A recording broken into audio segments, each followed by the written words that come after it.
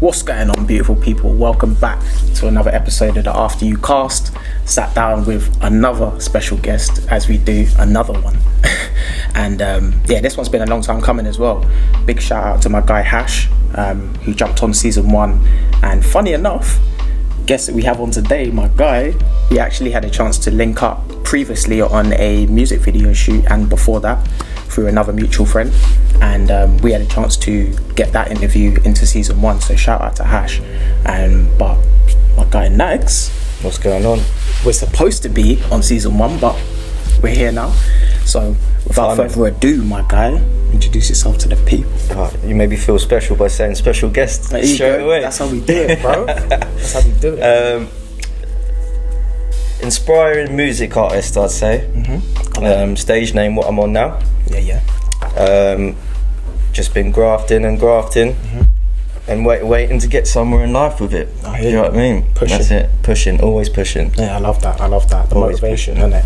Right mindset, and as I always say as well, the right mindset mixed with the right people, you're probably going to get the right results. Yeah. You know what I mean? It's not just you. You can't do everything by yourself. Like you say, you've got to be with the right people. Yeah. Got to have the right mind frame. Yeah. You just got to have belief. Yeah, huge belief, keyword. Yeah. Might even stick with that as a bit of a core theme for today, but Yeah. let's jump into straight away, because obviously the people ain't got a chance to see you before.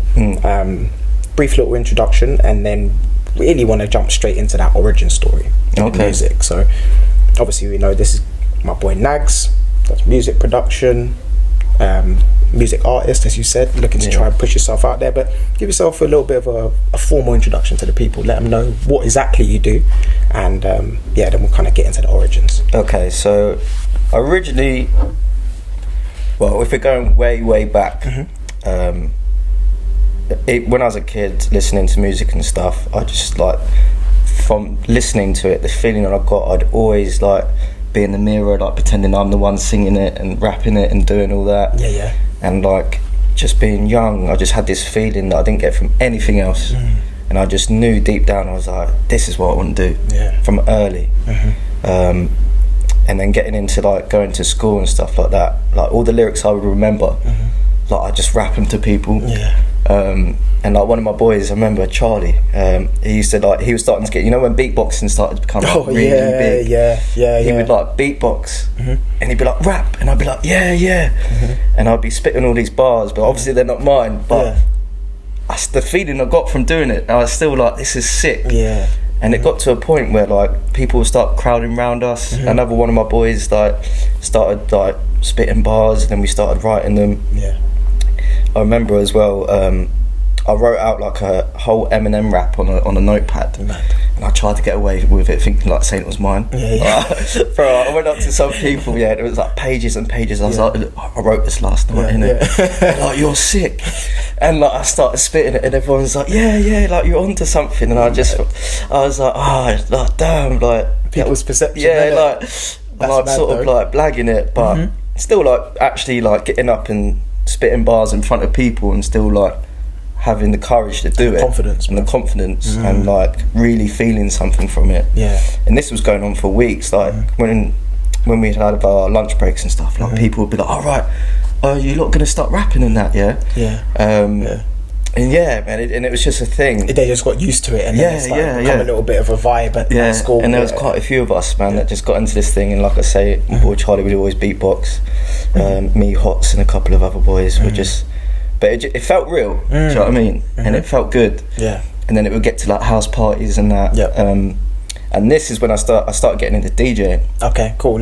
What sort of age is this we talking? About 14, 15. Okay, cool. So it's that sort of age where you're going to them. My parents are away this weekend. Let's have a party. Yeah, little cheeky ones. So I'd be cool. Didn't know what I was doing, but I'd just take my decks anyway. Yeah, cool. It'd just be press play on that one. When it's near the end, stop. Press play on that one. Sick. And whatever. But I'd always take mics with me. Okay, cool. And this time I started actually writing some bars. Some bars I'd still use from old garage MCs and stuff like that. But I started writing some of my own, and they were awful, but they were still mine. So I still felt good about it, because they were still fitting on beat. And then we like we were doing at school, we'd pass the mic around, and it was just a vibe, and it's always just been a vibe. And then I really started getting into DJing quite a bit more. Okay, cool. And actually started getting quite good at it and realising that I can do that. So then I was like DJing all the like 16, 17 like birthday parties from school and doing all that. Yeah, I know there's ones. Yeah. Still, the first couple of gigs I did get though, like I still didn't know how to mix properly, so it was still a bit like start and stop. But no one really knew. That's it. Yeah, no one really knows. No one really knows. Do you know what I mean? You're right. Like they don't know the technical bits of it. Nah. You can finesse that a little bit. You can finesse that. But I always remember there was one time, because I had them in my room and I was mixing, and it just clicked. I was like, I did a mix and I was like, oh, that's how you do it. That's how you beat match. Like I didn't take any lessons, like anything I've done. So you just self-taught. I was really bad with just people like trying to explain stuff to me. Never been good at, until like now, like school and like people trying to tell me how to do something, I just couldn't take it in. I was like, let me figure this out. Because I've always like sort of just figured out life by myself anyway, do you know what I mean? So I think that's a bit of a back core to like, goes hand in hand. Like I can figure this out by myself. It took a bit longer, but one day it just clicked and I was like, so I started doing some more parties, but actually being good and like mixing and getting a bit technical with it. And then 18, people started doing private clubs, like private parties at clubs for their 18th birthdays. I know what you're talking about. That started coming in, and I still really, really wanted to rap though. Like DJing was cool, but I never thought I want to be a global DJ. I always knew deep down I was like music. So these times, like I'm trying to ask people for beats and that. They're like, oh, let me hear you rap. And stuff like that, and like, I'm bad at this point. Like I still honing your I haven't really focused on that bit just yet. And they're like, oh cool, I'll get back to you. Because these times it wasn't like you could buy beats online or anything like that. You had to know certain man. And I was like, okay, cool. Do you know what? Let me try to start making my own beats. And that's how I got into making beats. I was like, I've done the DJing, let me do the beat making by myself. There you go, And again, just persistence is key, because obviously, first like 4 or 5 years of making beats, I thought of Timbaland myself. I thought I was the guy. You thought you were smashing it, but and then it's a community and an audience thing, isn't it? That's the thing. Because like, and I was obsessed with him like back in the day and that, and so like I'm trying to be like him, and I really think I'm him. Like I'm listening back to the beats, and I'm like, like he had a flute noise like that, and I've just done that, mate. And I hear you. So that's like 16, 17, and then 18 I actually go to Leeds Uni. Sick. To like learn, like it was TV and film, but it was like the scoring side of it and all that. That's so funny. My sister's at Leeds now. Oh, is she? Mad. What's she doing? She's studying audio. Okay. Yeah, so kind of like music stuff as well. Yeah, studying music as well. I'm not sure if it's more TV or but she's just getting. No, Leeds is sick. Leeds is sick. Yeah, she said she likes it a lot. Got a lot of people around that music field, innit? Like, in that world. It's like, and this was just on a whim. I had no A levels or nothing. And again, the guy I was talking about Hots earlier, Oliver. I was at his because he was just about to go to uni, so I was over here like seeing him for a bit before he went. And his mum's very like clued up on like what's the point system? Do you remember like getting into uni? What grade GPAs or something like that, like grade points. But I'll go off grade points because I went to America, so everyone was GPA. Is it? Okay. Here it's like what you get, like 2 1s, you get like just all this, and it was all nonsense to me because you didn't get it. Like school, like just no. I was just like I said, full creative mind. Just like, you know what it's like being in education when you just know you're creative. It's hard to take it in. Because it's a way of learning. It's not necessarily the info. Sometimes just like sitting down in a classroom, got to put your hand up. It's a bit. Because my mum always said if I was taught in songs and singing, I'd be the smartest man on earth. I know everything. Because a song or like information will just sink in so quickly from a song or something. But it's like you're receptive more to it. It's like you're willing to receive that. That's lit. Especially like melodies and stuff like that, it just stays in my head so quick. But they don't do that at school, innit? So I was just a bit like, never doing homework, never just thinking I'm going home and making beats. Yeah. Do you know what I mean? Yeah, that's your thing. Getting in trouble the next day. Oh, where's your homework? Yeah. Oh, but yeah, I was making beats. Yeah, innit? That's better. Like, nah. In their eyes, they're like, what? Like, do some homework. Yeah, I know. Yeah, I come to find as well, like, there is this to and fro with creatives that I've spoken to so many of them that have all pretty much said they didn't enjoy school to some degree, whether it's the people, whether it's the teachers, whether it's the curriculum, whatever. It's like a lot of creatives find it hard to pay attention and really receive and retain the info. So it's like it's one of those hard ones, man. Like if it's not the right setting for you, you're kind of gonna need to just get the important bits and then maybe get into the real world and meet the right people that you can learn from. Like I love the social side of it. Like of course, breaks, like lunch breaks and that with your friends. Like, I loving that. Do you know what I mean? On the playground. Yeah, like all that kicking ball and that, and then you get, like you say, you get into the classroom. And you're probably a bit like me. You're still in that fun, active mode. Like you've been sociable, and that's teachers pulling you up. Yeah, it's like, come on, what we doing? Like, you bit of the class clown. Yeah, all that. But your brain's just like, I want to be creative and sociable. I want to talk to these lot. Like, sitting there in silence, like jotting this when your head's going like a million miles thinking of just bare things, and you're just like, I know what you mean, bro. But I do feel for teachers because it is hard. Like I was a nuisance in school. Like I would have hated me. Like looking back. Yeah, so it's I know what you mean. Yeah, it's like, in hindsight, you think back, you're like, would I have been a good student to myself? Yeah. And you think a lot of people, it's like, probably not. No. So it goes to show, teachers, they get a shout out to all the teachers because it's difficult. It's a lot of there's a lack of reward that goes into that patience. Massively. You know what I mean? I had two really good teachers that they could just tell that like all this information and like force feeding it to me just wasn't happening. And they were just really cool, but the rest of them but when you're just sporadic, like they're not going to be like, oh, like what can I do for you? They're just like, stop, like, do you know what I mean? And they see hundreds of like pupils in a week. Like, that's true. It must be so stressful. Like back then you're obviously thinking like, oh, like leave me alone, and now you're just thinking, like I've always thought about it. If I ever go back to the school and all my teachers was there, I could just go sorry and like leave it. You could just quickly a little apologise. You're like, sorry about that, but I'm a better man now. There you go.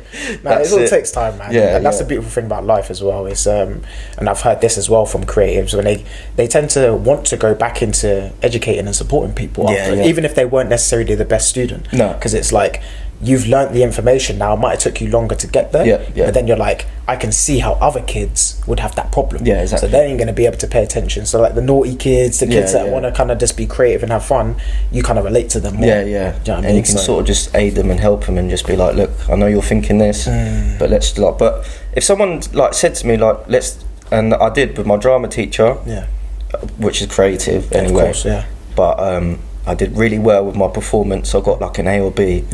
But my coursework was non-existent, and it was like, it's half and half, isn't it?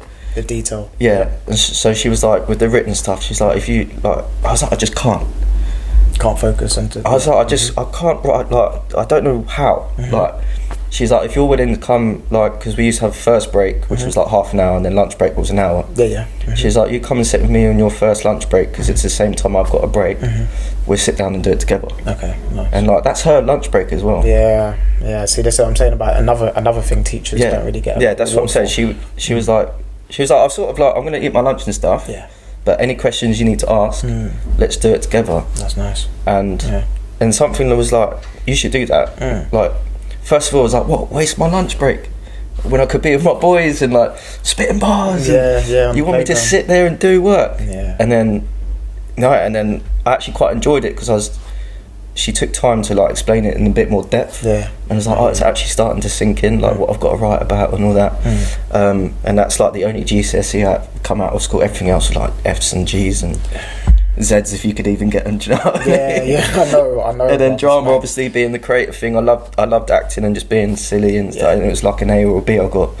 So I take that to my grave, bro. I'm telling you, no, it's good though, because I know some people, even in drama, like that was kind of like the real guideline for the creativity, because you could see the creative ones clearly enjoyed art, drama, those classes, because the things that you lack in a regular classroom, you can kind of highlight a little bit more in drama now, like your confidence. That's it. You're ready to spit bars and you know what I mean, on the playground. Most people, they they're too shy, or they're worried about what people say or think. Yeah. So you know, that initial confidence was probably being born then. Yeah. And it's kind of till now where you kind of see the maturity of it. Yeah. You know what I mean? Because I've never had an issue with all eyes being on me. Yeah. Like, if anything, I've wanted it. Do you know what I mean? That's good. And I've loved. It was a good performance and everything like that. So I loved all of that. But yeah. So going back to the points thing. Yeah.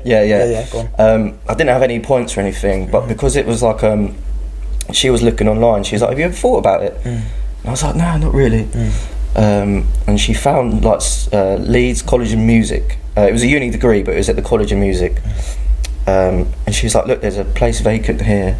You don't really need much to go in there, and especially because it's like a last filler. Okay, yep. You could apply for it and go for it." And I was like, "Oh yeah, go on. Like, if you don't mind doing it." She's like, "Yeah, cool." 2 days later, she's like, "Yeah, you're in." Wow. I was like, "What?" Yeah. I was like, you know, people are at school doing all the A levels, like thinking about uni. I'm going to go there, waiting for everything to come through. Applications and all that. Yeah, all of that. And my boy's mum's just gone, like, "It's there if you want it." And I was like,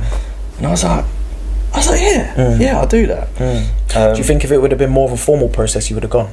Nah. Yeah. No. If it was, that's another little bit of a wise nugget out there as well. I realise that sometimes the process of certain things can be adjusted, and people would have just as much enjoyment out. Oh yeah, of course. Yeah. Sometimes, like you said, if you haven't already been like analytical and be able to sit down and fill out forms, paperwork, sit there and do because like people apply for like 3 units, don't they? They have like their first one back up and then another backup or whatever. Yeah, sometimes more. Yeah, and it if I had to do like all this work for the A levels.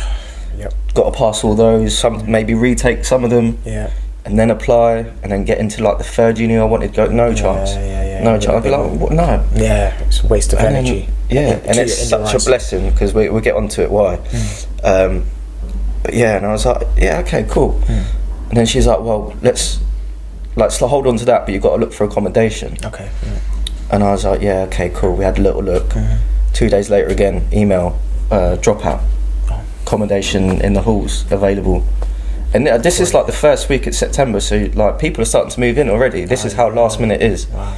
And I was like, sometimes you just like listen to the universe, like just listen. And I was like, okay. I had a little Corsa at the time.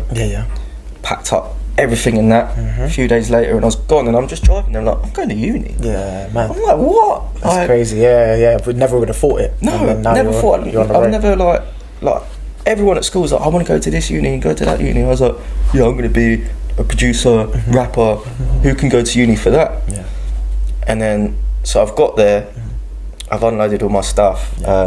Everyone's sort of got to know each other. Okay. Because I'm a few days later in. So they started Freshers Week. Yeah, they started all that. I think, by the time I was proper settled, took the car back, got up there by myself and that, it was like, I think there was about 3 days left of Freshers or 2 days left of Freshers. Cool, yeah. And I don't think I even went out Freshers because I'm getting settled, just trying to get to know everyone and what's going about. I only stayed for the year, because again, like, didn't take a lot in, but the people I met, the experience I had was the best year of my life. Definitely one of the best years of my life. Like you say, just being like, so there was like 1, 2, 3, there's five rooms in this, and then you got a shared like living space in the kitchen. Okay, cool, yeah. I get you.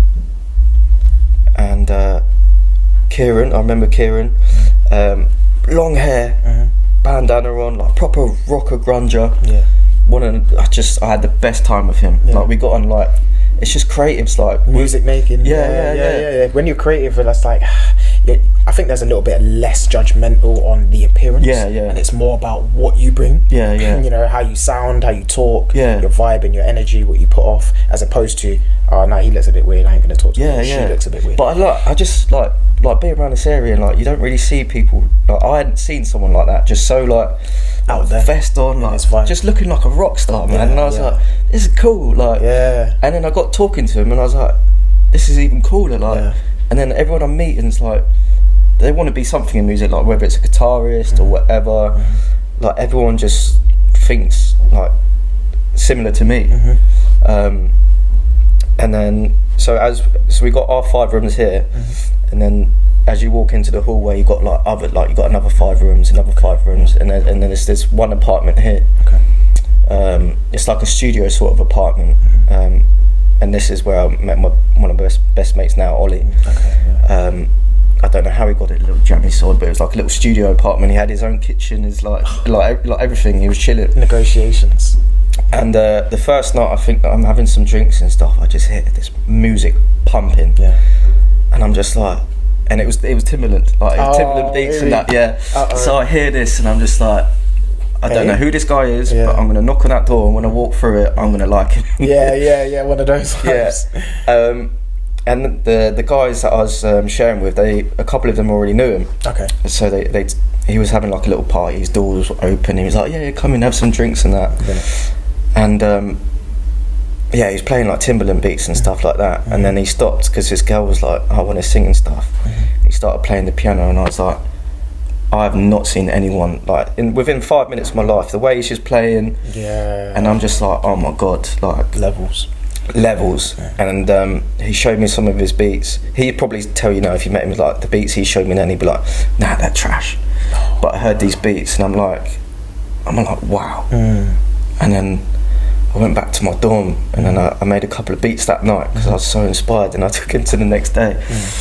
And he's like, yeah, need a bit of work. And I was like, I was like, okay, cool. Yeah. Standards. It's like somebody pushes back a little bit on something you created. But if I could show you the beat a couple of beats I showed you, and the ones that he showed, mate, it's just ridiculous. Yeah. And I just spent a lot of time around this guy. Still one of my best friends to this day. Nice. And he just like made me realise, okay, like beats and like just the level of a musician has to step up. And yeah, I just kept making beats. Yeah. And then we started doing some music together. Me, him, I think Max, and another guy. Like, because he could, like, he had the mic in his room. He could do all the recording. He could like, yeah. And I was like, wow, like we could do everything here. Got it all in house. Yeah. And we started making some songs. I'm writing some lyrics and stuff like that. And I'm like, oh, it's actually coming together like a bit better. And then I put down this verse, and they're like, oh, you're actually pretty good. Sick. And I'm like, oh yeah, it's starting to get better. And we just kept going. And then like the was there for like about years with them, so that's but just always just going into his room. I'll just watch him. I'll just sit there and watch him and just listen, and just like the beats he would show me, like I'll just be like, wow, like what are you doing, like how are you doing that? You're mixing on that. And like even then, like I'd be like, oh, because he'd love playing piano, he's like sick on piano. I'd be like, oh, I love this song. He'd be like, oh, let me listen to it. He's like, oh, cool, it goes like this. Like within like a couple of minutes. He's one of those guys. He's one of those. Yeah. You just like listen to it and then just like, I'm like, and then he can just sit there and rhythmic. Yeah, I know exactly what you're talking about. My roommates from college were both sound design majors as well. So like they weren't like DJ into like maybe the live music sort of thing, but they definitely were into like the design of sound, like sound effects, all that stuff. Typically for like film and TV. Yeah. And like one of my roommates, Rashad from Trinidad. He was similar to what you're talking about with the guitar, and he's actually in a band today, and he was just like, he would always sit there with his guitar and be like just strumming little things here and there. And then my other roommate Dylan, he was a little bit more like myself in terms of sound and music, into hip-hop, like good beats and stuff. So it was just a nice environment when you're around people that are into music and have a passion for it. It's like there's nothing quite like it, because it blends from education into social and into other fields. Yeah, exactly. Like most career paths, it's like, this is what you do, then you have your life outside of it. Yeah. Music, and sometimes in a lot of other creative paths, it's kind of this. It's like it blends into one thing. So you can live your life. People know you in your circle when you can still do music, and then it kind of blends into social settings. Exactly. Too. Yeah. You know what I mean? So that's lit. But it's cool, like you say, just playing the guitar, like just being in a room, someone just like messing about on the guitar, like you could just sit there, like it's a blast. Like, just come up with ideas. Yeah, just concepts. Vibes, man. Yeah, 100%. So I'd say like going to uni, meeting him, like really upped my game. Okay. Because I thought I was doing it right, bro, and then I just I just heard all this stuff, and what we was making and all that. It was just it was much better than what I was doing before. Like if I'd just been at home and still trying to do like bits and bobs, like it wasn't happening because like at this time I didn't really know how to record myself or anything yet, so I was still trying to get, let me come in, like, can you record my verse and stuff, like, mate, I'll get back to you, like, do you know what I mean? It's I know what you mean. So it's a tough one, isn't it? But like I said, he had the microphone and like everything, we was recording there, and I was like, how do I get like this, like, how do I do this? And I used the student loan. I was like, take me to the music store and show me like what setup and stuff you've got. And like, fair play, like he could have been like, no, like, why are you trying to copy me and stuff? But he was like, yeah, cool. So we got a microphone and like the interface and stuff like that. And I started learning how to like actually like record myself and like do all that sort of stuff.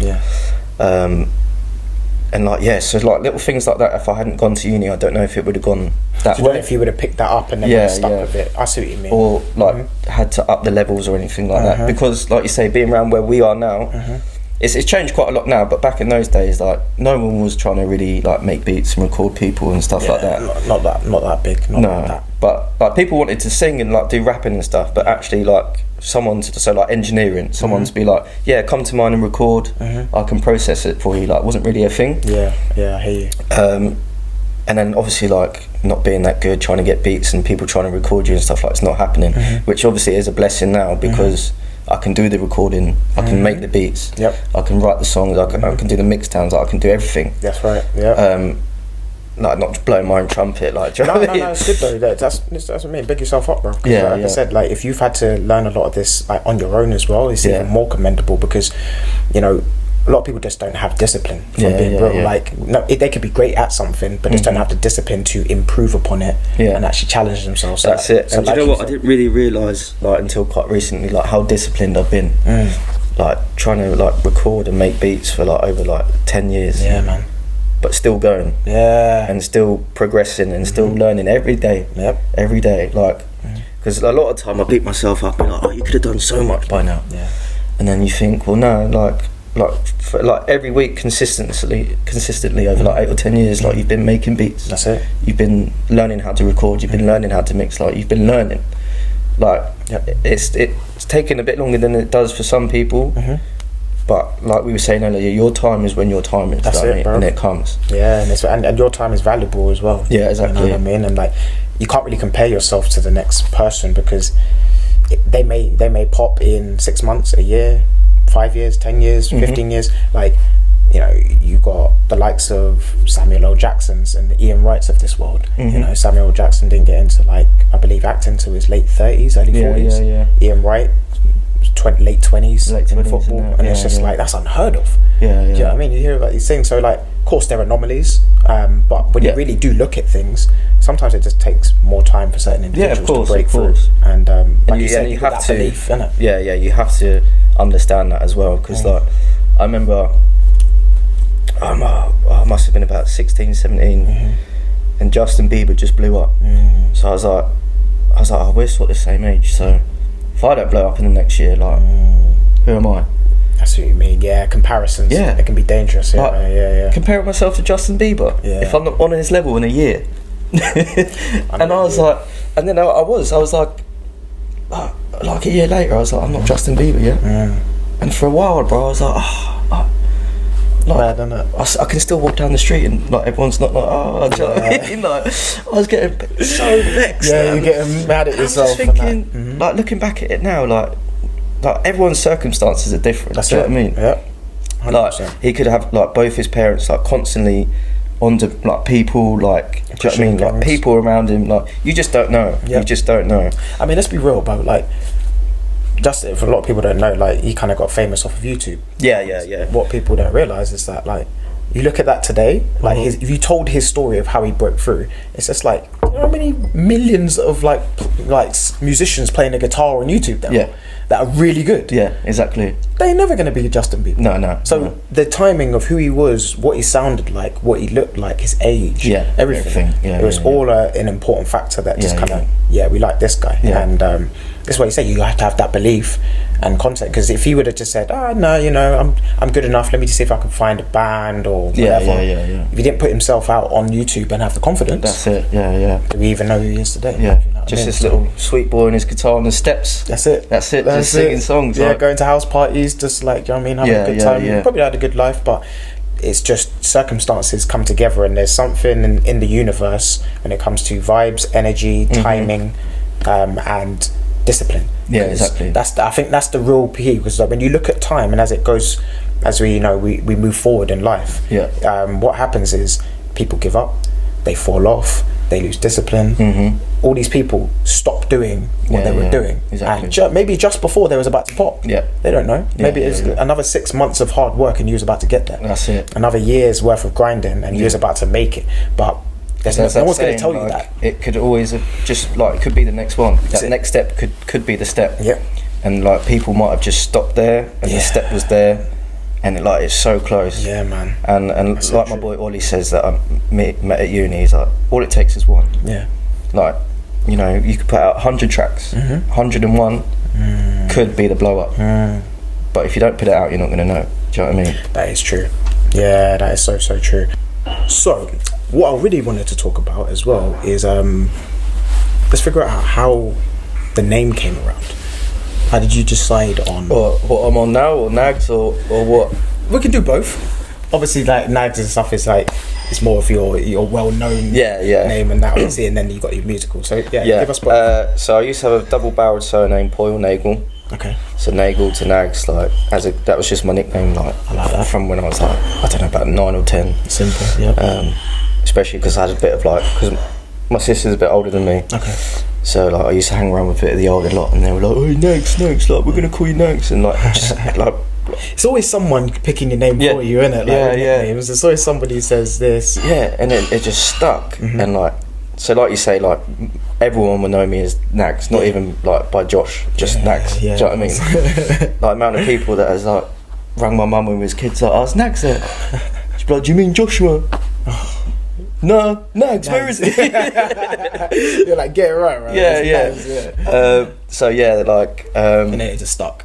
Yeah, so when I started making music and actually putting it out, I started as DJ Nagz. Oh, okay, cool. I don't know if it was a bit of a DJ Khaled like influence, like because like this is when like DJs names were starting to become a thing. So I was like, I'm gonna jump on that bandwagon. Like I've been DJ Nagz doing these parties and that anyway.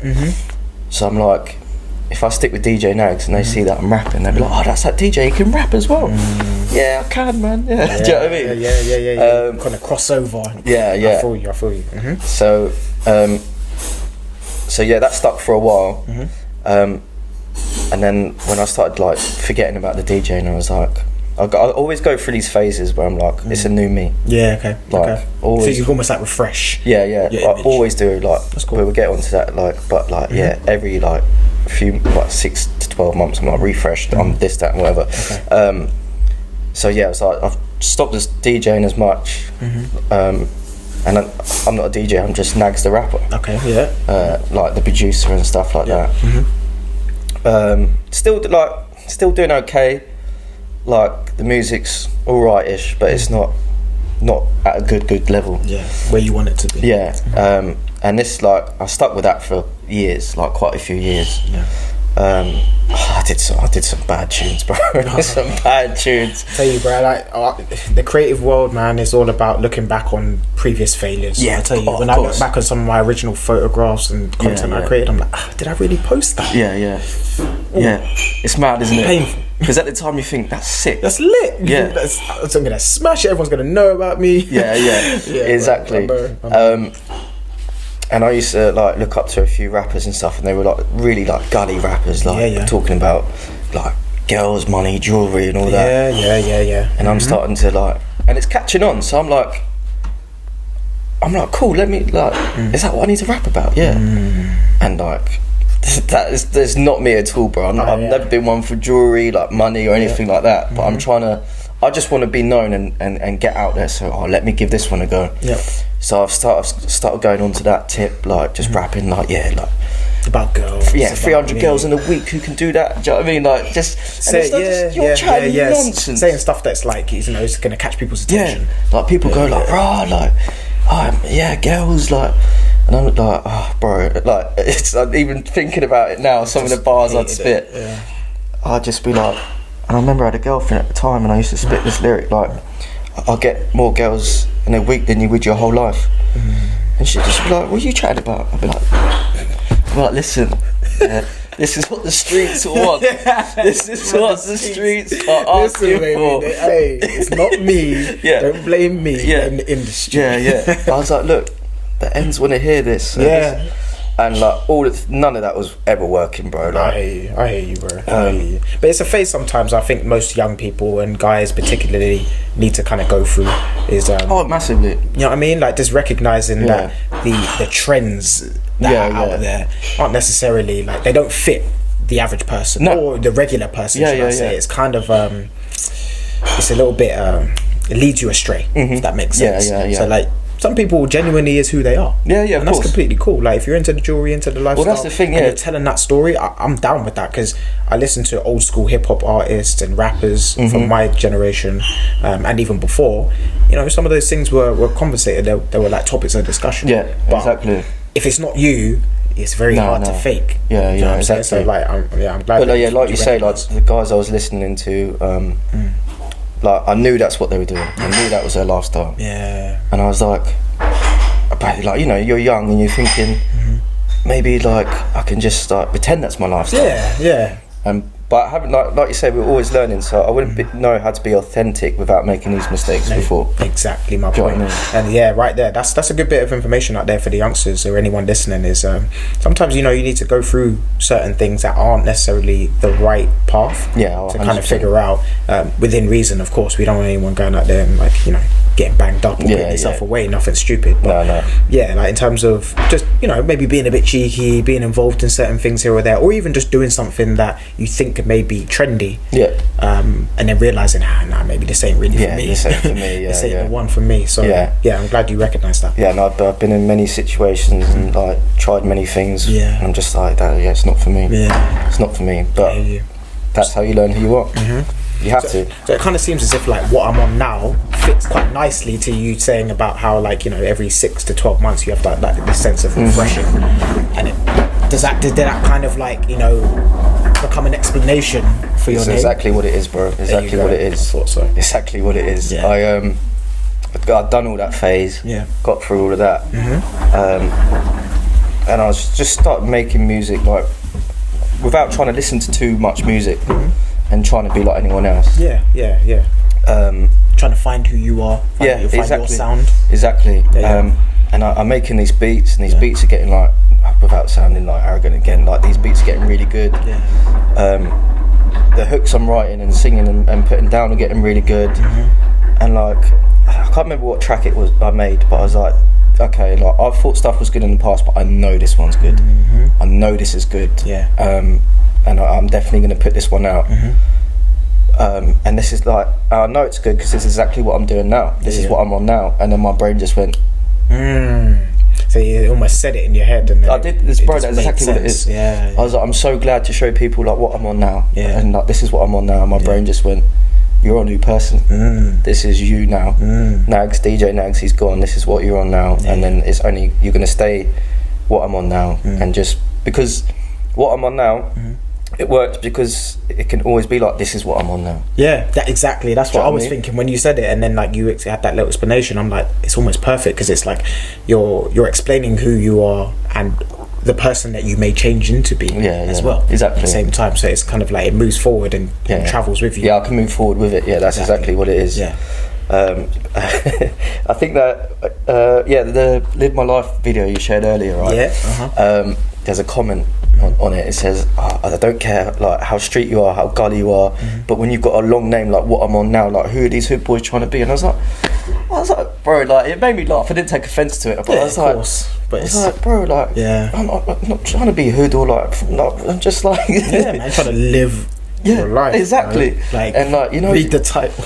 Yeah, exactly. And some like, we was just chuckling, bro. Like, some people really just sit there to wind people up, innit? Yeah, I think, do you know what it is? I think a lot of people online, we deal with this. This is kind of going off topic a little bit, but social media in general, it's become a little bit of a place of pointing fingers, because you can do it quietly. Like, remember we was at school? Like, when we was at school, you know, you said something, you kind of had to stand behind it. Yeah. And then you had to be ridiculed or made fun of, and just deal with that. Because if you say something stupid, expect consequences. Exactly. It's almost like now kids know there aren't very many consequences, especially online. Oh yeah. So they kind of just, I'm just gonna say this. I'm gonna go on people's profiles and just say the maddest, and it's like, I know. Yeah, like you can get lost in that. And I feel so sorry for people that, like, I know deep down, like, now, like, if anyone's to write something or dislike something, that I'm just like, cool. Yeah. Like, you're I generally am. Do you know what I mean? I'm not like hiding behind it. It's like, oh no, like, do you know what I mean? Like, actually, like, but people that like celebrities do, they have breakdowns and that, don't they? And they're just like, I can't take this anymore. And it's just like, why'd you give it so much energy? Like, because people like probably will make an account separate to their main one just to go on like and troll people. That's all they're doing. Yeah, facts, 100%. And like, I feel sorry for them that like take it so to heart. It's just like, you're actually going to listen to someone that's in their bedroom like watching TikToks and just going, haha, you're trash. It's true, especially when you've got love people around you and family. That's what always, whenever those moments happen, and I'm sure they happen for everyone, especially creatives, it's I always try to remember and think about the positive people in my life that have been consistent, and I take their opinions, whether it's good, bad or indifferent. I'm willing to listen to a really bad, scathing report on who I am if I know that there's consistency of you in my life. What I don't like to listen to as much is, or I'll take with a pinch of salt, is when random new people or people I barely speak to, you know, when you post something. For example, when I started the podcast, great example, I had a few people like, yeah, you should do this, man, and you should really interview it like this, and these are the kind of questions that you should be asking. And I was kind of like, do you want to run the podcast?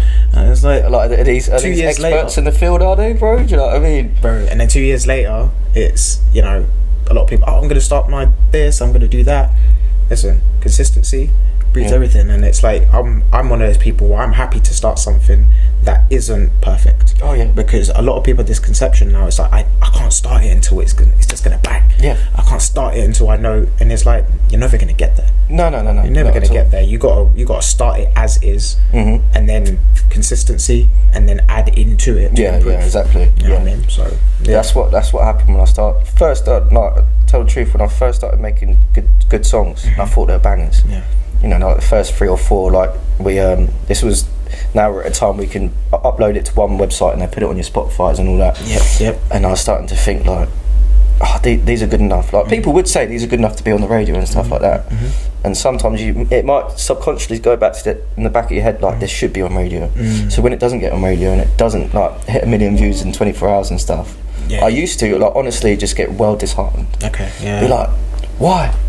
Like, because there's, bro, the amount of time that goes into making a beat, recording it, and then doing the mix downs. I'm sat in the studio, man, like with man's, oh my gosh. And then you put it out and it doesn't bang.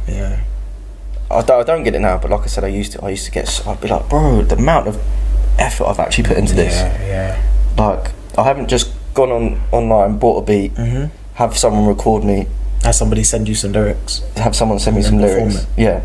I make the beat, I'll get on the mic, I'll mumble, or I'll do a melody, and then I'll write to that, and then I'll record it, and I'm like, I've got to get up to the mic, I've got to get down, press record, I didn't get that right again, do it again, and then sit down with it and then mix it, and you put it out, and like, you're just like, you're just like, what? Like, I don't get it now, but I used to be like, look, I deserve. I thought, I was like, come on, like, universe, I deserve it. You know, you just seen what I put in, so give it to me straight away. Give it to me straight away. Yeah, you want that validation? Yeah, come on, sort me out. I know. And it just, like you say, it just doesn't work like that, man. That's right. It just doesn't work like that. So true. That's so true, bro. I mean, all right. So let's switch gears a little bit, because what I want to do is I want to highlight and talk about essentially the music making process for you. Like, and also for the individuals out there maybe listening, like walk us through just like a brief, because I know there's a lot that goes into it, as you just mentioned. Just walk us through a brief step by step of maybe the most important steps of making a track from beginning to end, because not receiving lyrics from other places. I'm talking about you're sitting down there from scratch, like you just mentioned, melodies and so walk us through just like for a little bit of value for how you can make a track and then, you know, mix it. Of course. Okay, well, I would start off by, I don't know if anyone's going to listen to this that are just starting. It's not going to happen every time. You are going to sit in that studio and go through melodies and sounds for hours and come out with nothing. Absolutely nothing. Or you put something down, and then I still make terrible beats to this day, and terrible songs, but you have to get it out. Have to get it out of the system. So yeah, like I say, it doesn't always happen. And the ones that have happened have happened like that. They've happened so quick, so organically. Yeah, like every sound that you've picked have just worked with each other. And like some of the best songs I've done like start to finish, like beat making, melody writing. Like lyrics take a bit longer, but getting the main thing down, like what's going to be finished, probably about half an hour. And then there's been times I've been sat there for 2 hours, 3 hours, 4 hours, and I haven't even got a melody down. Like, it happens. So yeah, it can happen like that. So the way I approach it, I have to have melody first. I have to get in there, do my little ritual. I always go in there with like a cup of tea, green tea or something like that, set it all up. And to be fair, I usually go in, sit down, see what's come out in the last couple of days, listen to some like, see what's been on Grime Daily and stuff like that. Get some little inspiration. Just get a little vibe, and just see what's going on. Because I don't like to get in there and go straight into. I can't do that. I feel you. I need to just build it up. Ease into the studio. Just like listening to music, being in the studio. Like it feels like you're in the studio. Do you know what I mean? So it's cool. That's true.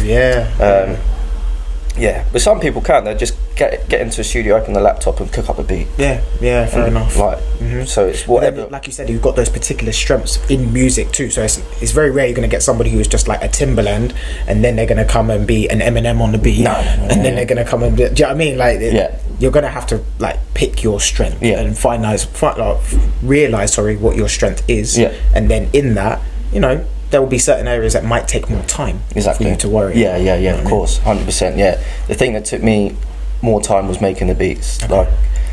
Like rapping, flowing, like I got it, but writing lyrics, that definitely came a bit quicker than making beats. Making beats, I spent years before I made anything good. So yeah, like you say, like just trial and error all the time. But yeah, so I'll get into the studio, got my little green tea and that, listen to a couple of tunes, then I load up. I use a software called Logic. Well done. And I'll just like go through some sounds, find something I like, and I just look for a melody. I'll probably start on a piano and then like change the sound after. So find my chord progression on my melody. And then find a sound I like, and then as soon as I've got the main bit down, I'll go straight on to like my hi-hats, my snares and my kicks and all that. And then drums is always the last bit for me. Sometimes I'll find like a sample pack that's got some nice samples in it. I know a lot of people that are like, you must do everything. Everything raw. Because when you go to a studio sessions, with big labels, they've got a guitarist in there, they've got a bass player, they've got a drummer, they've got it all like, and you just pick and choose what you want. So like, if someone's playing a guitar in a studio, what's different to someone playing guitar, putting it online, you go, no, thanks for that. That's true. Do you know what I mean? Yeah, it's true. But semantics. But samples are like, I know like a lot of people are frowned upon on. But if you're looking for something and you find it, cool. Like, do you know what I mean? It's all about the energy of what fits the track and what you're trying to make as well. And especially if you're stuck, if you're in a bit of a rut and you're like, I can hear something in my head, but I can't get it out. Let me have a little look, and then you'll listen to something. You're like, that's what I'm trying to do. Thanks for that. Let me get my ideas, and then and you may tweak it later as well. That's the beautiful thing as well. But instead of sitting there maybe for the next 2-3 days trying to figure out does that work? Maybe like you said, like simplify it, make it easier for yourself. Exactly. And then tailor from there. Exactly. That's it, man. Like I know I keep saying, but people frown upon getting samples and stuff like that. You have to remember, big studios, there's at least 5 people in there offering the services. So like, if you can get that online, then take it, bro. Like, that's true. Go for it. That's true. So yeah, once I've got the beat down, I literally get on the mic and I'll just go. Blah, blah, blah, blah, blah, blah, blah. Do you know what I mean? Just literally mumbling. Literally mumbling. Just so you can get like the rhythm and where you're gonna. Just trying to ride the beat and have my vocal match the beat. Cool. Like, if you could hear some of the stuff that I've done, like before I've written the lyrics and recorded it, you'd be like, what? Like, I'm literally going. But in my head, I'm going, like this, like, because you're picturing where the words are gonna. Yeah. That's basically like, what it is. yeah. So you like. To me, it's just like painting a picture. You've got the canvas there, which is the beat, and then you're just like getting the paint, like doing all these weird things, man. Yeah, that's like the background, almost like you know, you're shading in the background. That's it. Sort of thing. And then like you sit down with that, and you get what you think's gonna sit right, and then it is sometimes it's quite draining. But when you're writing the lyrics, and all you can hear is and you've got to like on the page, and you're trying to speed up writing. Sometimes like, oh, okay, but it's just so back and forth sometimes. But when you get that one lyric, you're like, right, I thought of that myself. The whole thing's worth it. Yeah, like, it makes it poignant. It's kind of like sometimes I mean, I've done certain projects, and I'm sure you could speak on this as well. It's like sometimes you do a project, and it feels like when it's completed, you did it for this one little small thing. This one little poignant moment of like, I don't know, like for me in photography, it was kind of like the styling of how somebody looked in a shot, or the symmetry of the shot, or whatever. So like, just I can that little bit you, clicks in it, and you just think, what is that me doing this? Yeah, exactly. And then it's like, I can literally be in there for hours like this. And then something will come up, and I just go, that's what we was waiting for. That's what he was waiting for, and then you just go from there. I usually do hooks first. Cool. Alright. And then verses after. I think the majority of my songs out now are hook, verse, hook, verse, and then outro hook. Because I just find people like just love choruses and hooks and like melody. Like that's what you listen to most. It is true. And you're right. And that's what you really hear. Like you got to really like. I think you got to like the artist, or you know, mess with them for they to like care about the lyrics. Yeah. And then like to actually remember like a rapping verse, word for word. It's like it's a lot more difficult than a few words with a bit of melody on a chorus. Do you know what I mean? Facts. So I always strengthen them, but I always try and like I'm not just writing for the sake of it. I will take my time with it because I'm trying to be like a rapper. I'm not just someone that raps. If that makes sense. No, I know. Do you know what I mean? I know exactly what you mean. You're trying to, AKA, you want there to be a story in there somewhere. Yeah. Bit of meaning. And I want it. Yeah. Like I don't want people to be like, you heard him rap. Like I want people to be like, bro, have you heard what he raps? Do you know what I mean? Like heard what he's talking about. Yeah. And have you heard how he structured it and stuff like that? Because I'm always thinking. I'm not just thinking of like rhyming words. I'm thinking of structure and like how it's all going to fit. And like I'm really trying to. I want to be something with it. Do you know what I mean? Yeah, I hear you, bro. Because there's a lot of people out there that have made it and like they are good, but there's not really. I know. This is thinking like out there, but I want to be in the conversation of like top fives and stuff like that. Do you know what I mean? That's what I'm trying to go for. Do you know what I mean? That's it. Not just someone that's you heard that song? Yeah, it's pretty cool. Like I keep saying, like, have you heard that? And people going, right, have you heard that? Yeah. You know how people like do reactions to like, you know, people like Gets and stuff, and you just listen to him and you're just like, hold on. Did he what? Like, do you know what I mean? That's what I'm going for. Yeah. Not one of these just press play. 3 minutes later, like not one wheel up. No. Yeah. I'm trying to get people to be like, are you taking that in? Have you heard what he's just said? That's what I'm going for. Do you know what I mean? I feel you, because then you got to have like, you know, it's memorable. Yeah. Trying to be memorable. Yeah. And that's the key as well, particularly in art, creativity. You have to be memorable. Yeah, exactly. You have to create something that, you know, sits with people, and then they can almost breathe on it. Come back and be like, oh yeah, you know, I really appreciate what you did with that. And I receive some of those messages sometimes, whether it's content I put out or artwork, and those for me way heavier than any criticism I could ever get. Oh yeah, of course. And that's the thing. I think what happens with people in general is we weigh criticism so high in society. It's like criticism, I need that. I need the criticism to move forward. But then somebody will give you a wicked compliment, and it's just like, whatever. Yeah. And I used to be like that completely. I remember I put out the song and it had like, it's small numbers, but it was like 13 likes. And then like 2 weeks later I saw 1 dislike. And I was like, what have I done to deserve this?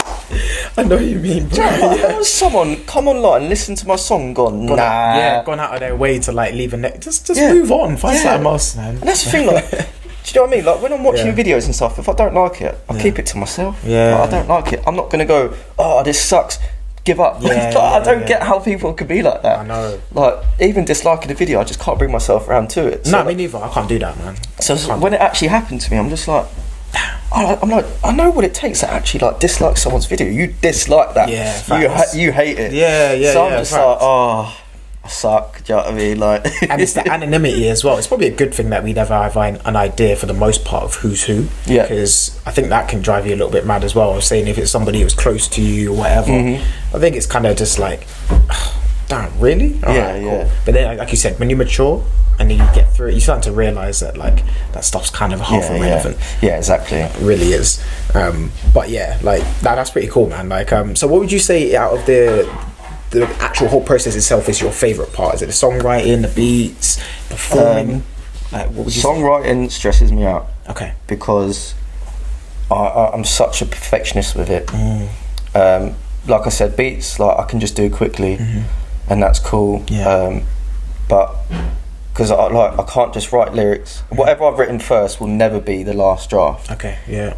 I'll have to sit on it, and it does pay off because I change some lines and it will really flow so much better.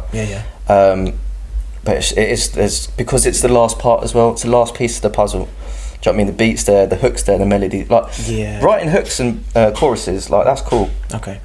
Proper raps and proper verses stress me out, man. Because it's like once I get this done, this is like it's done. I hear you. And then I can't just be like, cool, like 10 minutes. No, like it will take me a few days coming in and out and going over fighting in it.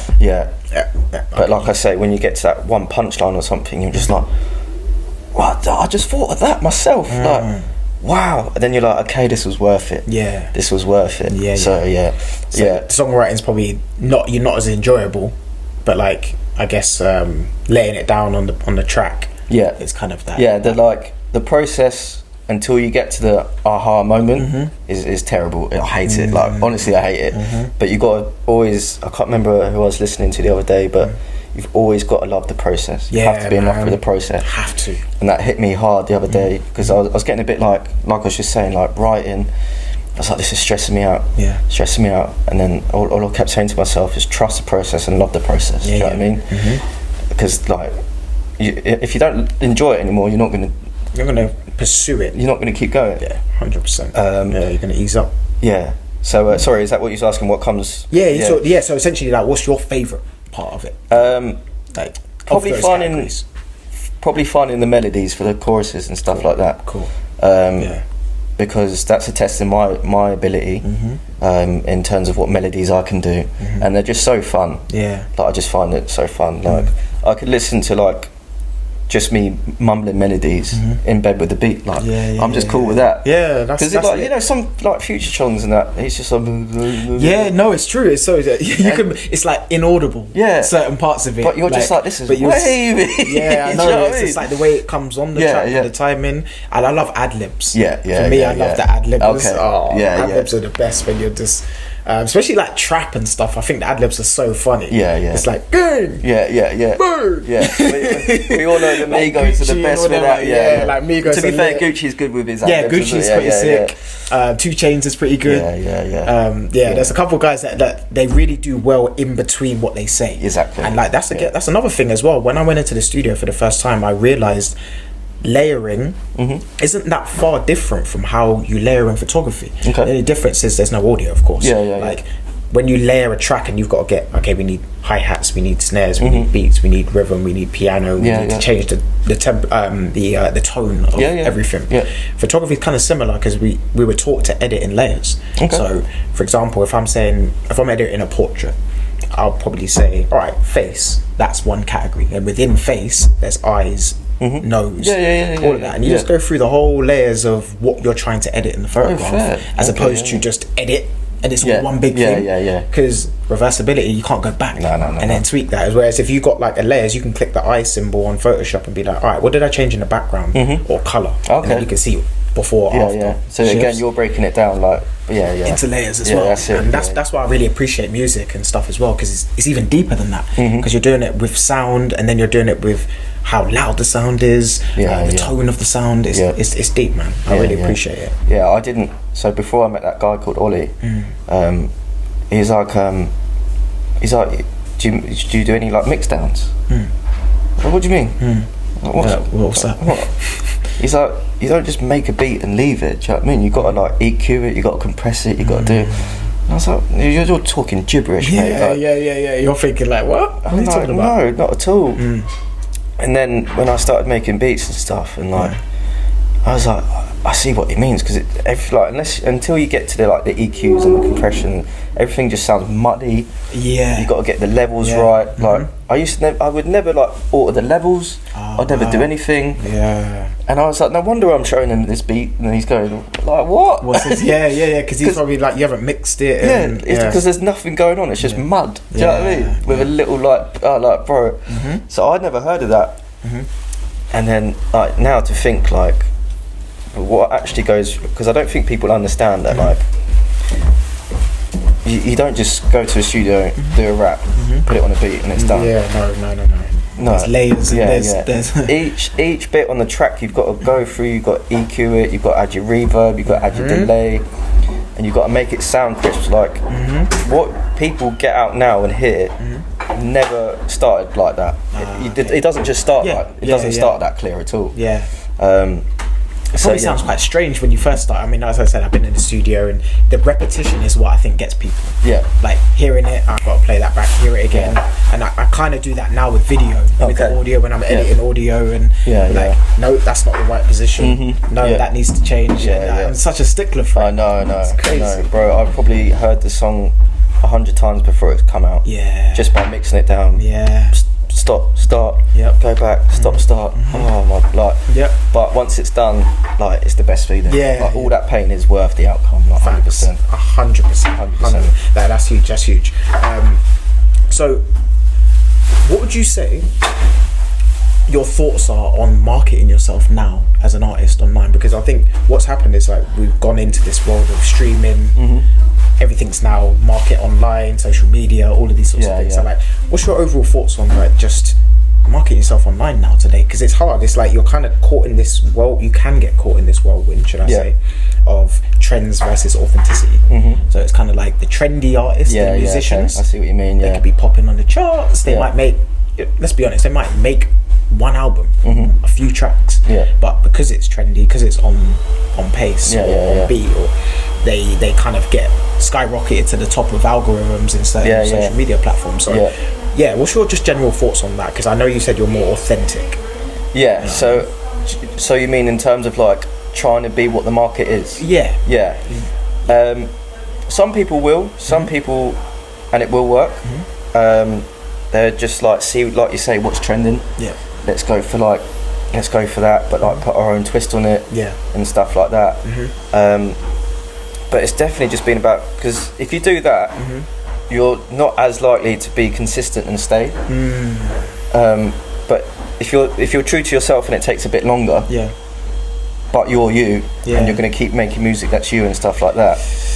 That's the you're more likely just to keep doing that because you've been yourself. Like I don't know if there's been many, but like you say, if you're trying to be like someone else and it does happen, what you're going to do? Keep copying what they're doing and coming out with it after. Like, it's difficult. But having said that, I know there'll be like big marketing people that will say like, oh, we need the next song just like so and so's done. So it happens all the time. But it's like, if you're going to try and be like someone, you're not going to be anywhere near as where you're going to be if you're just being you. Do you know what I mean? That's a good bit of advice. But marketing in general is just difficult, bro. Very difficult. I know I mentioned him a few times, but my friend Ollie, because he's done really well, and he's very knowledgeable. So like I said, making the beat, like doing it all myself. and to sit down and try and market myself is difficult.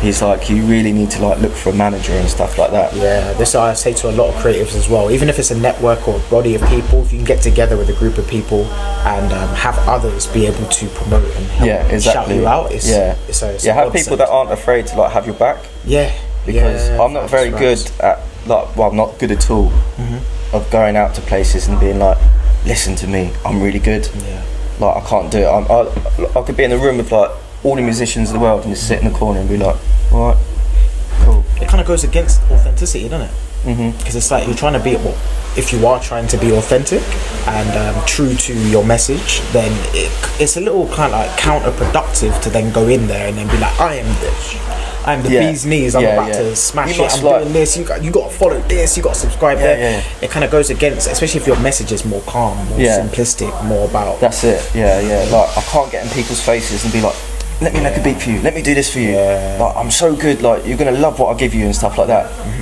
Like I said, I could be in a room with like celebs left, right and centre and I'll still just be like, no, with a little cup of tea, mate, and just be like, just chilling. Where like I need someone that would be there and be like, bro, you're not taking advantage of this. I'll be like, nah, like I don't know what to do, like how to start, I don't like talking about myself. So you need someone that will get up and talk for and go and talk for you. That's great advice. Do you know what I mean? Yeah, that is great advice, and I say that to a lot of the young artists out there as well too. Like, hone your craft. Take time to get good at what you're good at, essentially. But then at some point, you do have to start looking outside of yourself and start saying, all right, cool.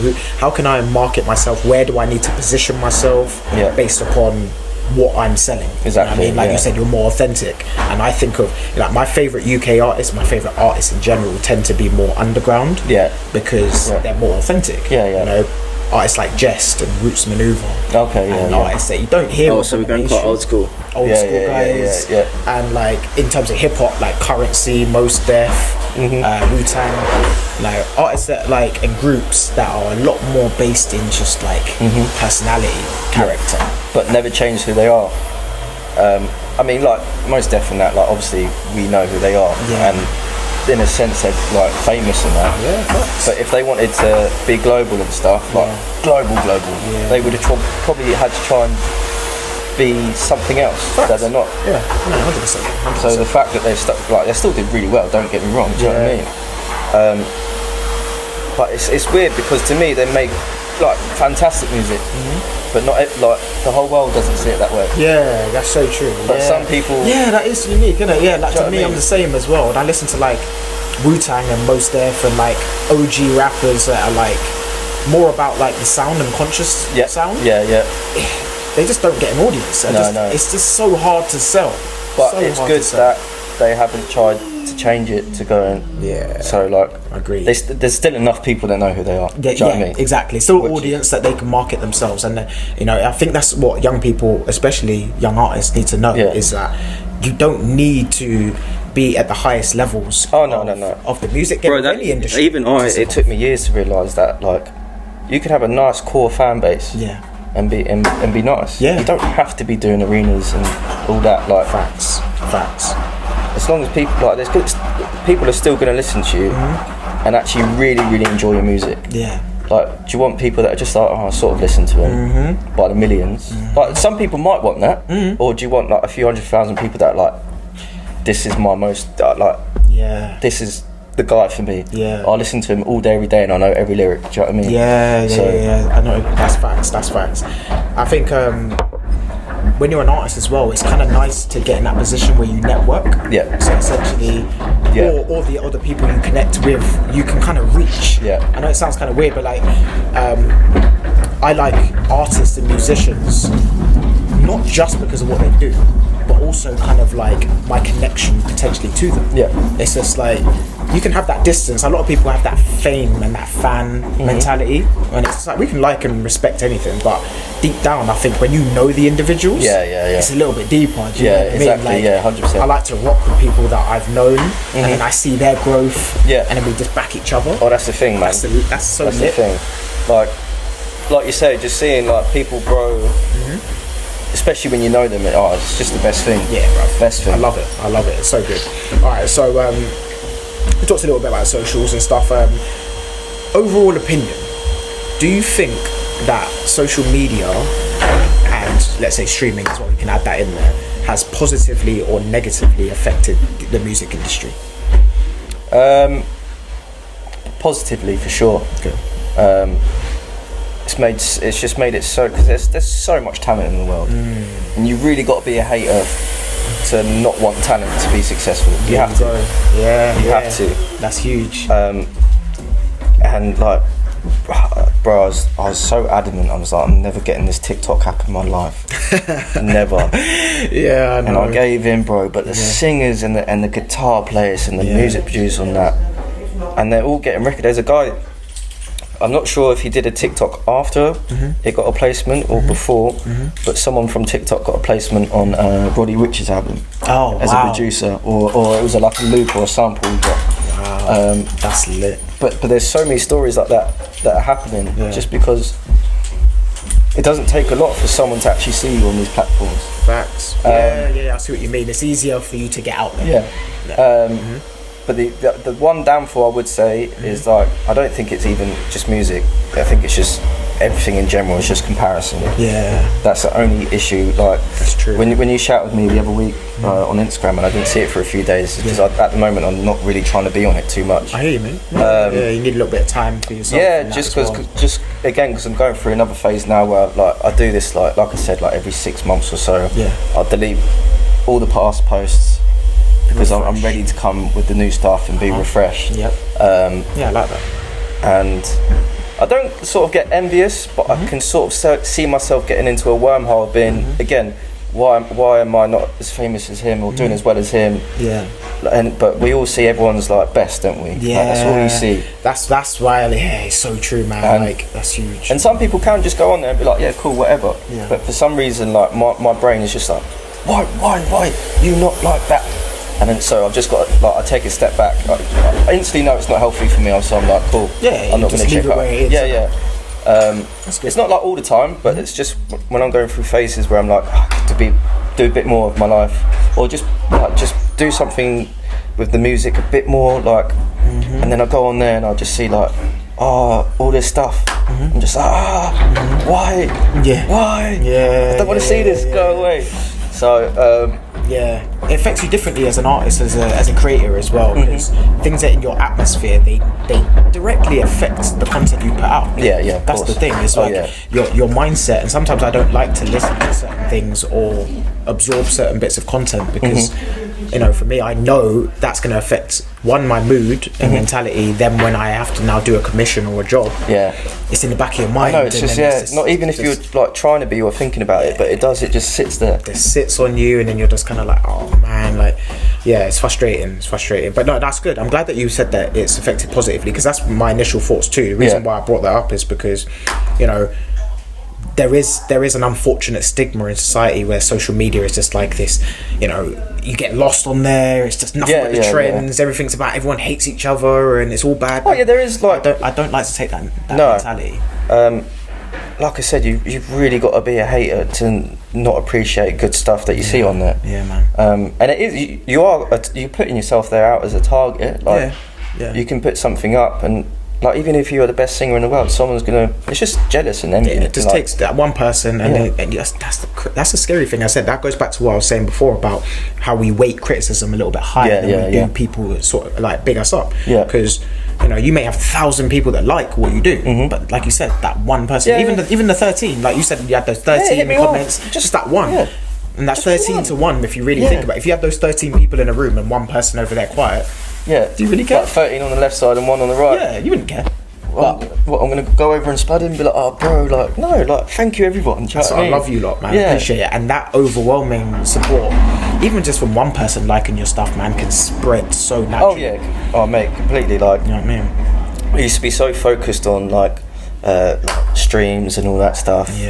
But it doesn't, like, there's the people out there listening to the music and enjoying it and like actually taking it in and wanting to hear more. Even if it's a few numbers. I think like on Spotify at the moment I've got like 225 monthly listeners, which to me feels like a lot. Yeah, man. Do you know what I mean? Yeah, Spotify's hard as well to get yourself up on, so that's good, man. But to just like to think like if there was 200 people here now, it would look like a lot of people. Yeah, I'm telling you, man. You could do a small venue and like that would feel lit. Yeah, with the music playing and everything. Yeah, exactly. Everyone would be having a good time. Yeah, and I used to be like, why is it not 1,000? Why is it not 10,000? Why haven't I hit 1 million on a video yet? Yeah. And like when you really break it down, like 200 is a lot of people. Like, yeah, man.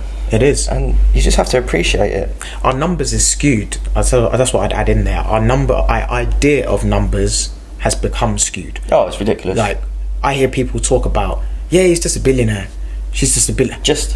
Yeah. I'm like, people don't really understand how much things really are anymore. I know. Like we used to be able to quantify things where we was just like, you know what it goes back to. We had change. We had physical change. You remember your parents would give you a little pound or £2, £3. Yeah, go get an ice cream. You run in there and take it out. Yeah, you nick it out of Nan's for a pound though. You're going far with a pound. Listen, ice cream man comes and like chucking down some change, and you got to go get your dad like an ice cream. That's a good way of putting it, bro. We had to distribute, and we had the physical understanding. And I think now it's invisible. It's invisible. Like you can share things online, and like we can cash up each other's stuff, Venmos, and all these different apps. And I think what it's done is it's brought down the overall value of our transactions. Exactly. Yeah. So even when it comes to time, that's a mad evaluation, but that's spot on. Yeah. That is so true. Yeah, man, it's deep. It's so like true. We were physical with the money and the change. Now it's just, scan. Even coming in the building, I showed you. Everything's scanned. Like before, we'd have like a tickets and physical things. And I think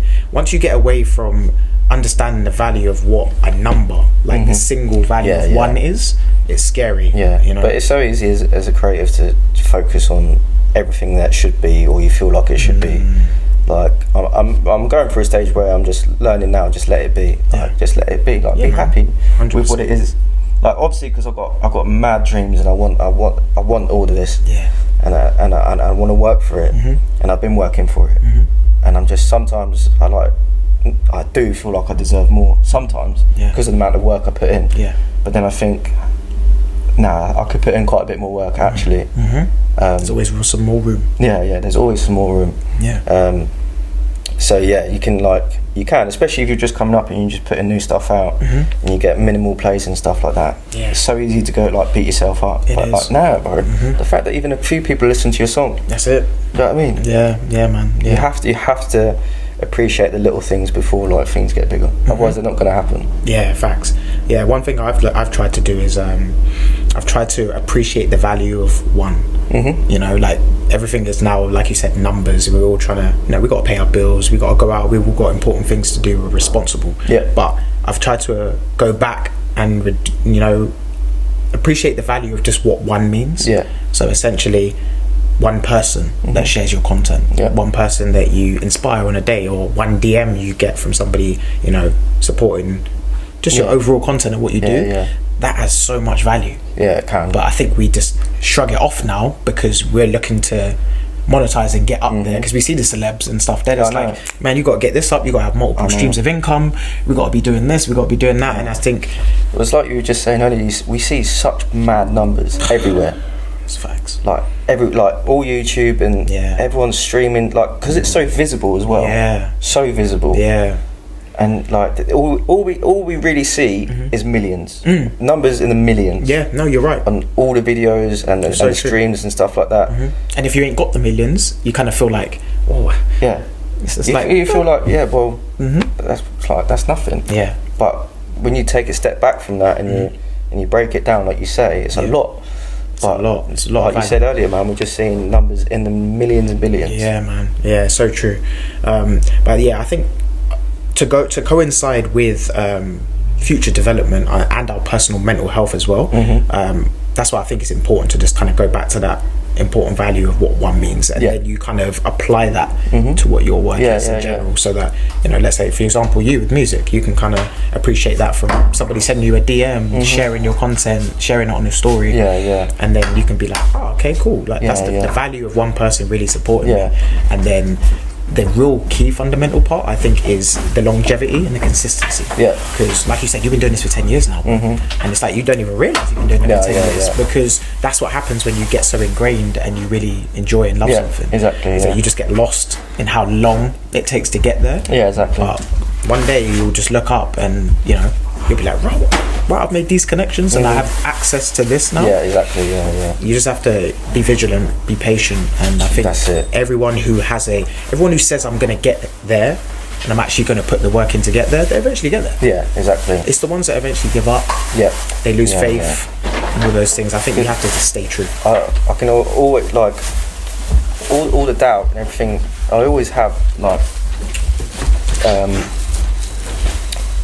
so like any doubt I have, like I listen to it sometimes and I will believe it for a second. Yeah. But the very, very core belief that I have that something's going to work at some point, like it's so minimal, but I actually feel it in my body. Like when I think about it, do you know what I mean? Yeah.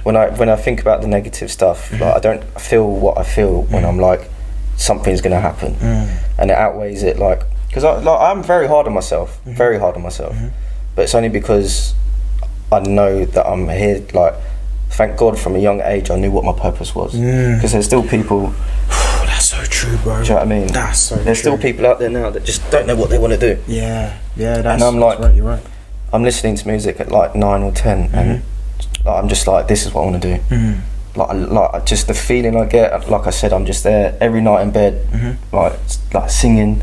Like this is what I want to do. Like I'm on stage. Like I'm in my bed. I'm on stage. Like thousands of people watching. Do you know what I mean? Picture it in your mind. Yeah, it starts in the mind, doesn't it? But I just knew straight. Like I just knew, and it never went away. Never went away.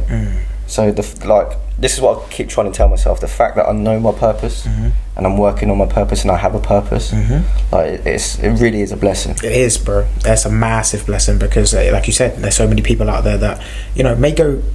Sad to say, they may go their whole life without knowing their true purpose. Yeah, exactly. And that's probably the saddest life that you could probably live. Yeah, because you're basically making steps that leave no footprint. Essentially. Yeah, no, that's scary. Like, we basically want to move in the world so that when we make a step, we leave a print. Exactly. So that we can identify what we did, where we went, and then also maybe someone coming behind you can be like, oh wow, that's actually a path. I didn't even know. Like we can actually do that. Okay, all right, cool. Yeah, 100%. And you inspire without actually having to be there and inspire them with words or that's whatever. You can just your actions and your discipline sometimes can be enough. So yeah, that's lit, bro. I want to talk a little bit briefly about your new single, man. I know you got it highlighted on your story. So I think that was out Christmas time, December. Okay, cool. To be fair, the numbers on that are pretty good. Nice. Like everything's doing quite well. What was the concept for it? How did that come about? Do you know what it was? I remember I've been going out, like not like hard, but like going to the pubs and stuff like that on the weekends with all my friends. And I just remember when it started getting like a bit darker and that, like everyone was coming a bit alive, and that's where like the first lyric is sun goes down, we come alive. And like I was just going through a patch where I was having some really nice weekends with my friends and stuff like that. Nice. Yeah. And like wholesome. Yeah, really wholesome. Yeah. And yeah, like I said, that song just came. Just came naturally. Yeah. They're the best ones. Obviously there's a few bits about girls and that, and they're like troubles and that you have with some girls and stuff, or in that case girls that are making you feel wholesome and stuff like that. But it's mainly just like it was just about, I was just having some really nice weekends and I was like how do I put this into words, and then that just come about. So that was about 6 months ago, because I realised I was putting out music, but I would never have the next song ready. It would be in demo stage, but it wouldn't be ready to go soon. Okay. So now, ever since then, I've just been finishing music. Nice. And then I just want to be able to, like, for maybe like the second half of the year, just have something to go like all the time. I know what you mean. So going. You can just start to hit them with a whole bunch of stuff consistently. Because I've had my time in the water. Like say, put your feet in dabbling. Just seeing how it all goes, and like responses have been good. I think it was just before the pandemic. I had some guy message me. He's like, I just heard you on the radio. Wow. And I thought, this is where it starts. Do you know what I mean? So I got like a BBC introducing play. And I was like, I was just waiting for my whole life to take off, bro. I was like, I've actually dreamt of that message and manifested it, like thinking I'm gonna get an Instagram DM one day. So I'm going, just heard you on the radio, love your music, and it happened. I remember I was playing Fortnite with the boys because like nothing was going on, was it? Yeah, no, exactly. And I was like, boys, I was like, no way. They were like, what? I was like, someone's just heard me on the radio. Mad. They were like, no way. And I was like, yeah. And in the back of my mind's going, it's happening. And like, I can't remember what it was, but I've been watching like this online church service like every Sunday, and like he was saying something about how like God and the universe, they can give you a little taster of it, but take it away just to prepare you to go all the way. Do you know what I mean? So true, yeah. So because I've sent about like, tests of faith, tests of character. Yeah, like all of that. So I've sent in like 3 or 4 different singles now. Since then, thinking I'm on the bandwagon. Every time they see me, they're going to play my song now, and it hasn't happened. And then it was just after I sent in the last one, and it nothing happened. I saw that service, and he said that. Yeah. And then I was like, okay, keep going. Yeah. Because I know it's like a massive thing, but BBC introducing, like, listen, bro, that's quite a big thing, isn't it? It is. It's big, especially for a musician. That's where you would like to ideally get your name out there. Exactly. So I thought I was lifting. I thought I was off. I was like, Mum, we're good. We're good. Let's go and buy a car tomorrow. I don't know how we're gonna pay for it, but we're gonna get it. Yeah. And then like I say, like I got that little taste for it. Like I think the universe and like God and that brought me back a little bit, just to be like keep working and get everything ready, and then like let's go again. Yes, right. Yeah. It hits in stages, doesn't it? It's like we forget we live on a planet that ebbs and flows. There's waves, there's waves of energy, there's waves of water, there's waves of just atmosphere. I think what happens is when we create, like you just said, tests of faith, tests of character, we kind of get into spots where whether it's God, whether it's a higher spirit or a deity, gives you a little something, and then it's almost like you said, they retract that, naturally ebbs and it flows, and it comes towards you, and then you're like, oh wait, is that mine? Oh wait, no, it's not. But that's what I said about that essence of consistency and discipline, because when you are consistent, you're gonna eventually get there. That's it.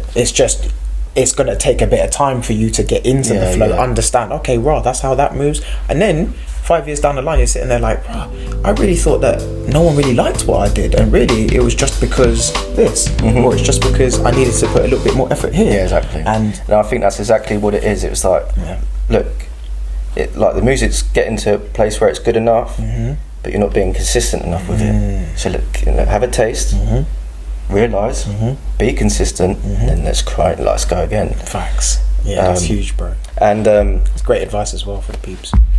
And I've been sort of like taking my time out because I feel like I need to, like, for me personally, I haven't felt great about myself, like how I've been treating my body, not been working out as much, and all that. So I was like, focus on that for a bit as well, because especially when you've got to do videos, even finishing songs, you've got to like feel you're good enough within yourself to go for it all. So I started the gym again about 6 weeks ago. Wicked, bro.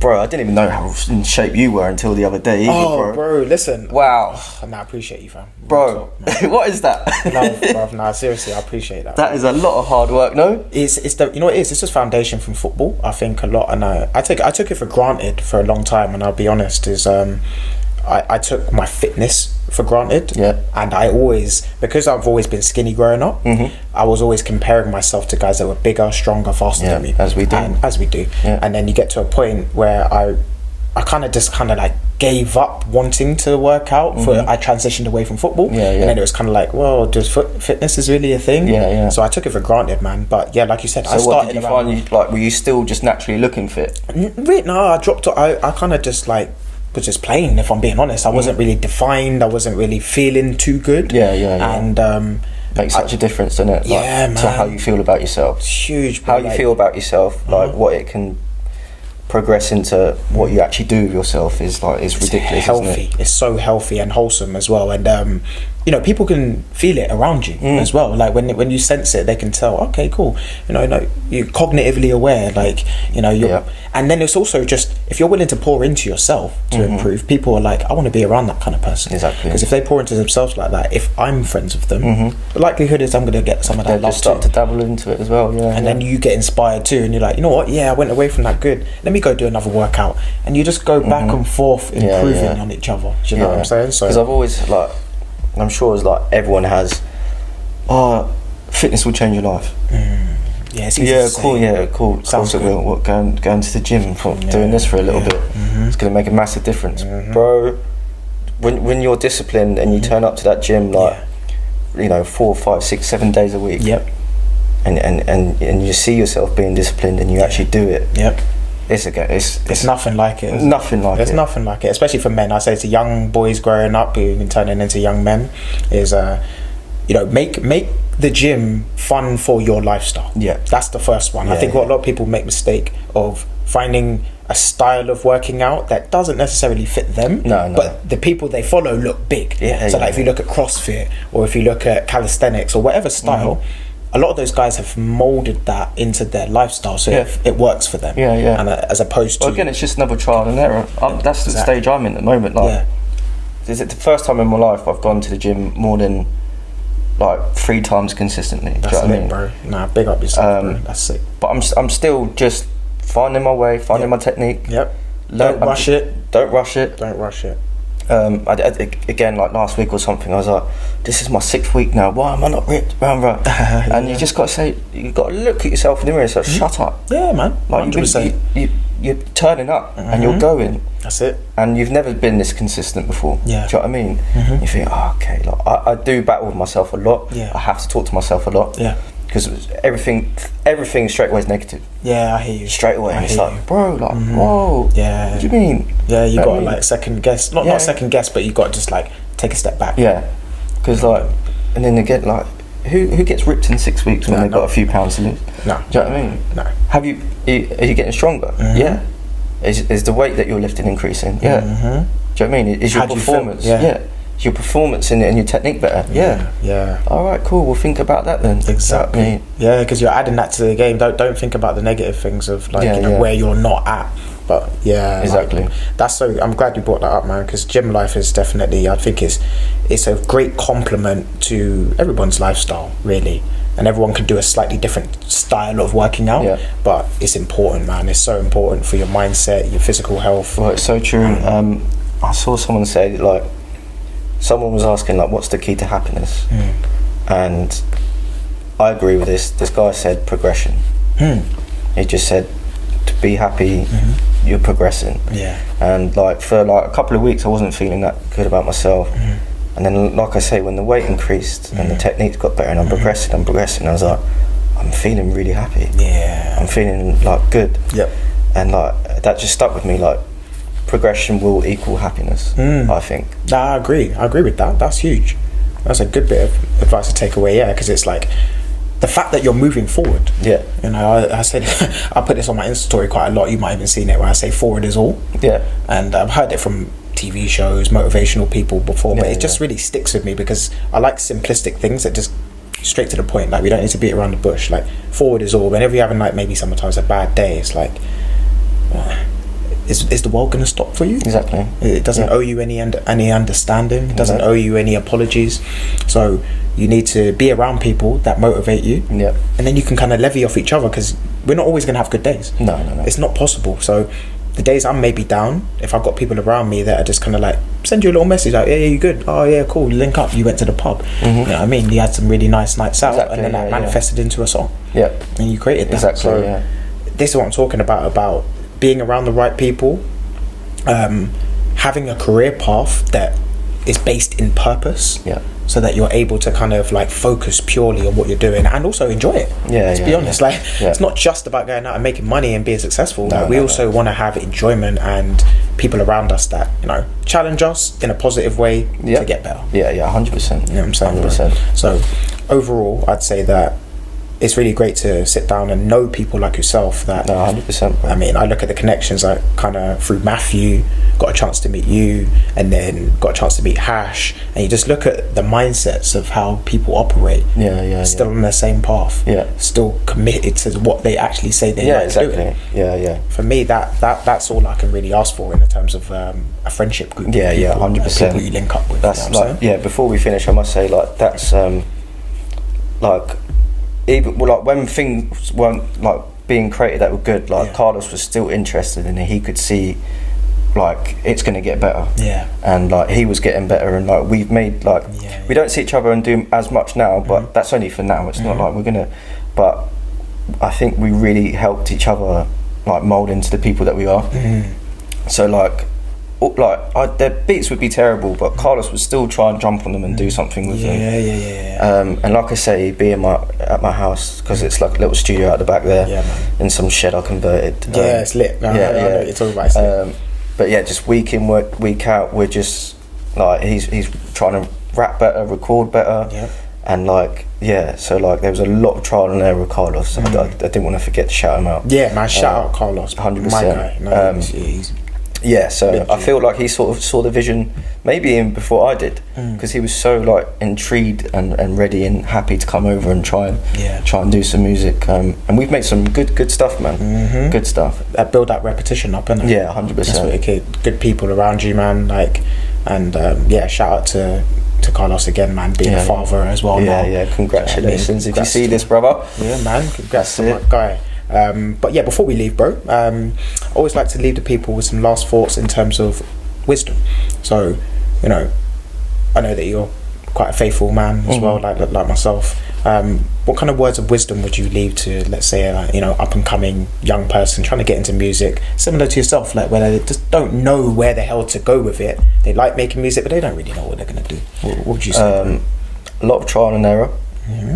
A lot of trial and error. You know, a lot of guys are always like, I'm in the studio 24 hours, I'm doing 100 beats a day, stuff, and like a lot of people will listen to that and think, if I'm not doing that, I'm not going to make it. You have to listen to how your mind and your body works. So like, I couldn't do like a 15-hour studio session. I'll be burnt out straight away. It just absorbs all of the energy, sucks it out. You just got to like, just listen to yourself and like. So if people are going into studios and stuff like that and they think, like I've done about 4 hours and that's all I've got, that's fine. As long as you keep doing that 4 hours, it's alright. Like we keep saying, consistent. So yeah, don't beat yourself up if you're not doing 1,000 beats a day or writing 100 bars a night and stuff like that. Because I saw that when I was coming into making music, like, I haven't slept for 3 days. Do you know what I mean? I've slept on the couch. And you think that you're kind of like accomplished by saying some people can, and they have to do that. 100. But you don't have to do that yourself. Find your way of doing it. Agreed. And I always say to myself, just do it. And what I mean by that is, you might look at something and be like, if you want to learn guitar or something like that, that takes like 4 years to get good at it. But why should I do it? Okay, so if you don't do that, those 4 years just aren't going to happen. The world's just going to stop and go like, cool. The time and the years are going to pass anyway, regardless. So you could try guitar now, and then 5 years will pass, and you've been playing guitar, or you could let the 5 years pass, because they're going to anyway, and you haven't played guitar. There you go. Do you know what I mean? So and just like you said as well, you might step in there, realise, hey, I don't like this very quickly, but I really like the drums. But you might not have learnt that if you didn't maybe start up with the guitar. So like you said, certain circumstances, like the butterfly effect.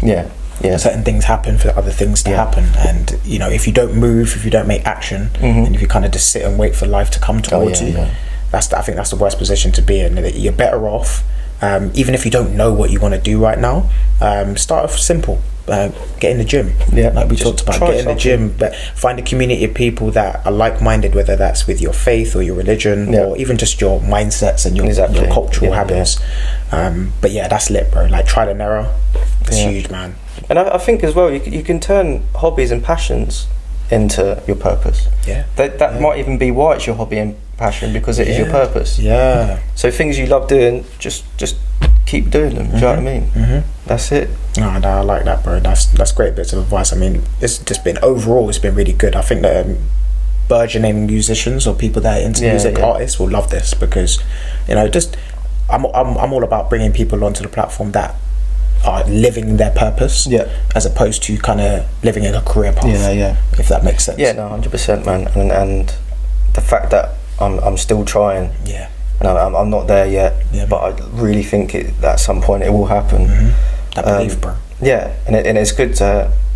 I wouldn't say like we're average people, but just day-to-day normal regular people, man. Like we're humble beginnings. And to like listen to actual like regular people rather than all these big celebrities sitting down and having podcasts and stuff. It's like because you can't like relate to what they've got going on. Do you know what I mean? No, you can't.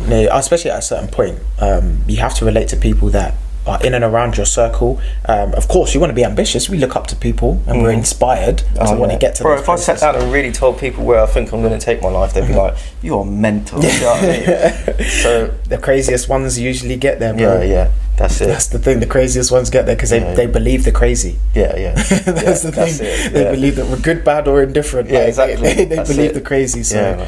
Yeah, man. Like if you considered sort of crazy or weird, or people want to throw you into a box or a category, you know, find a way to monetize that. Yeah, just go with it. Go with it. Go with that flow and see where it takes you. But most importantly, communicate your ideas. And if you can't, or you're not good at selling yourself, you know, find people around you that maybe can help push that for you, make it a bit easier. You can't do everything yourself. Nah, not possible. Not in art and creativity as well, especially here. Like this ain't a 9-to-5 job. In this industry, it's very much there is you, yourself, and I. That's it. Until you bring extras in and you trust them with your vision, you trust them with your purpose. It can be very hard to open up that trust to others. So bro, man, it's been lit having you on, pleasure, man. It's been lit, bro. Like I say, just nothing better than having a nice conversation, bro. That's what I'm saying. Nothing better. And this is a dying art, I think, a little bit. People getting together and just talking with people that they're cool with, they've grown up with, they know, and just bigging them up, man. But that's it. Some studio sessions you won't even make a beat. You'll just sit down and talk for hours, bro. Yeah, man. That's what it's about. That is what it's about. And so everyone just talk to each other a bit more. That's it. Just have a conversation. No, I like that. Change. I like that. No, I appreciate you for coming on, man. Sharing your time. My pleasure. Bro. And anything else you want to plug and letting the people know? Where can they find you, man? Just all the socials. What I'm on now, one word. On the Spotify, everything's the same. And man, just trying.